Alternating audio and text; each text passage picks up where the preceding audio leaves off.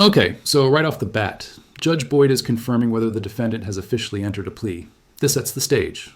Once that plea is confirmed, we're diving into sentencing territory. And trust me, that's where things usually get tense. All right. Did he enter a plea? What's going on here? He did enter a plea. This is a PSI. Okay. And then this is the one where our victim impact has been put in the breakout room. Okay, because the reason why I say that is because there is nothing listed. Judge Angelini has it right here. All right. Could I see a stamp, please, for a plea?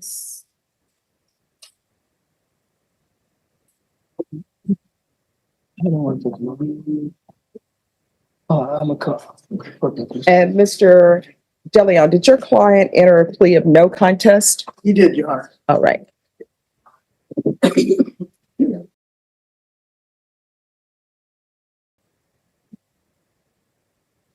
And I'm assuming that Judge Angelini found there was sufficient evidence? He Yes, did. Judge. And hopefully it reflects that this was knocked down to an attempted indecency. Yes. Okay. That's what's in the paperwork. Yes. All right, everyone, you need to whisper. If you cannot whisper, then you're gonna have to step outside and confer. Classic Judge Boyd moment. Even in serious hearings, she keeps order with a touch of humor. This isn't just about courtroom manners. She's reminding everyone that professionalism matters, especially when emotions run high. And guess what? When you're before the bench, do not whisper. I'm amazed that people will whisper when they're before the bench, and this includes attorneys, but then when you're conferring, everybody is speaking so loudly. So whisper. Thank you.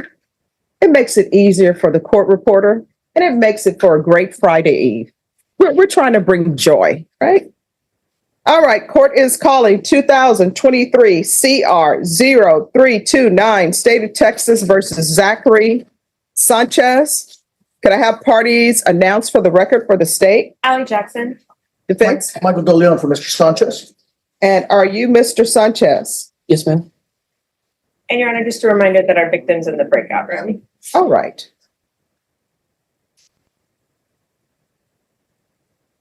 All right, you entered a plea on December 5th, 2023 to the offense of attempted. According to the plea bargain agreement, the state is recommending deferred adjudication.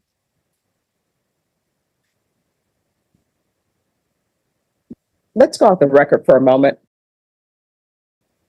All right, Mr. Sanchez, I just needed a couple of things cleared up because the court, well, I'm not the person who took this plea. You understand? You need to speak up so the court reporter can hear. Sorry, yes, ma'am.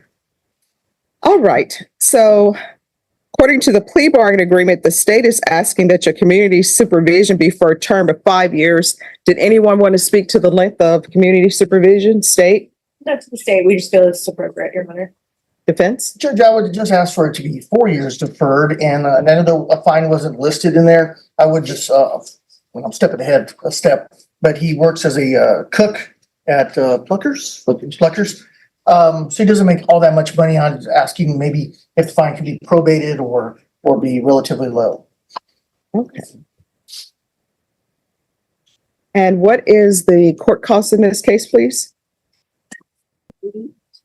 All right, Mr. Sanchez, can you raise your right hand for me, please? Do you solemnly swear or affirm the testimony you give will be the truth and nothing but the truth, so help you God? Notice how she clarifies that she didn't personally oversee the original plea? That's important. Judges make sure the record reflects every detail correctly before confirming sentencing. It's about fairness and legal precision. All right, you can lower your hand, state your name for the record. Zachary Sanchez. All right, so I've just been told by the clerk the court costs in this case. Will you be able to pay that over a period of time in installments? Yes, ma'am. All right, if you can't pay it, just let the court know. You understand? Yes, ma'am. All right, and then I have the MIC evaluation. Have everybody seen the mental health evaluation on this case? I have, Your Honor. Yes, Your All Honor. right. Any input from either side?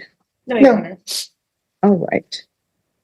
So, Mr. Sanchez, it is saying here that you do need to be placed on the mental health caseload. Probation? Here's something interesting. Mental health probation. It means the court recognizes some underlying psychological factors. But that doesn't erase accountability. It just ensures supervision includes counseling and mental evaluation. Based upon the nature of the offense, will mental health still accept him on their caseload? We have employees on the SOMA unit that will assist him with his mental. All right. So what I'll do then is I'll say the mental health sex offender unit. There's going to be 4 years deferred adjudication.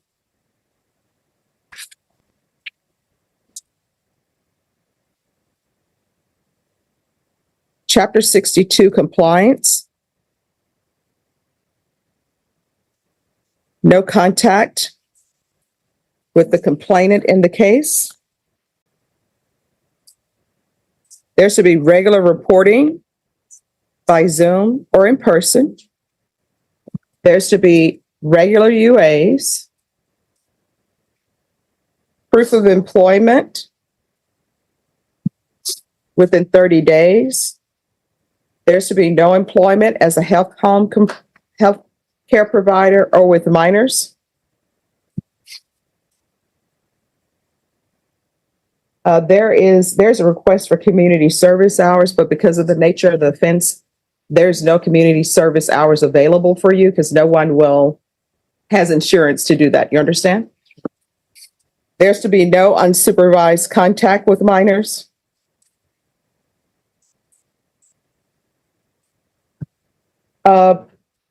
Probation, is there anything else? There are, the sex offender unit will take care of the field test as a field visit. Yes. There's nothing else. All right. Is there anything else you need from the court to be successful?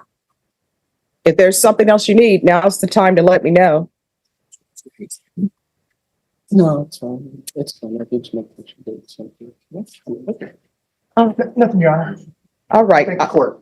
I'm going to show you what's entitled Trial Court Certification of Defendant's Rights to Appeal. Did you review that with your attorney? Thank you. Did you review that with your attorney? Did you understand it and did you sign it? Yes, ma'am. All right, because this is a plea bargain agreement, because I followed your plea bargain agreement, and because you waive your right to appeal, you do not have the court's permission to appeal. And that line right there is crucial. When defendants accept a plea bargain, they usually waive their right to appeal. What do you think? Should people still get to appeal even after accepting a deal? You understand? All right. You all have victim impact? Yeah, it's on the Zoom. All right, and is it the Garcia? Yes. Okay. And I'll stop video. All right, Ms. Garcia? They were, No. The video is just not shown. All right, Ms. Garcia, if you could unmute, please. All right, Ms. Garcia, Mr. Sanchez is here. Okay, And you may proceed with your victim impact. okay. It's going to be my daughter, Sadie. All right.